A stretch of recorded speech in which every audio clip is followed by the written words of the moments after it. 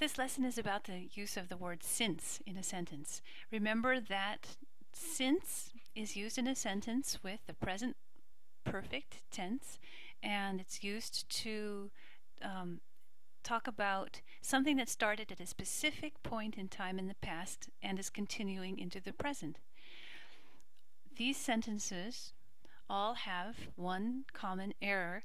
Each one of these sentences has not used a specific point in time after the word since. However, let's first talk about what these sentences did correctly. Each one of them have used the present perfect tense, which is correct because you should use since with the present perfect tense. Because, again, its job is to connect a specific point in time in the past with an event that's still going on in the present, and that is the purpose of the present perfect tense.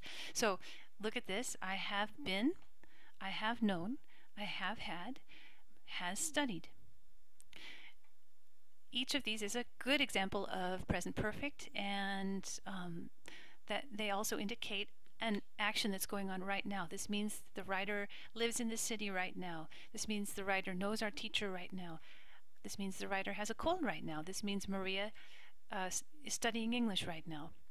All of these indicate the present, but they also are connected to a point in time in the past when the event began.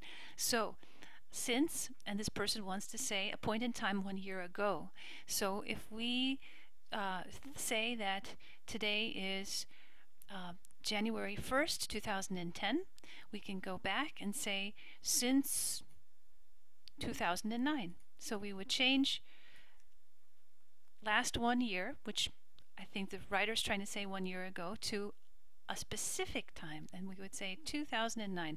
A date is a specific time. So now this sentence makes sense.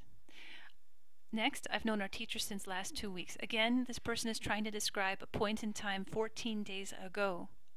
Last 2 weeks is not a specific point in time. However, you could count back 14 days, and again, if this is January 1st, 2010, we could say, for example, imagine it would be December 16th. So a date is a specific point in time, and now the sentence is correct.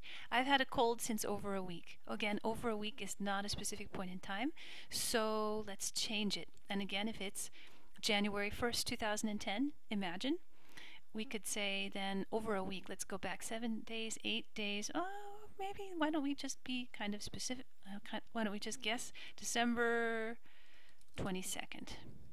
Oops, 222nd.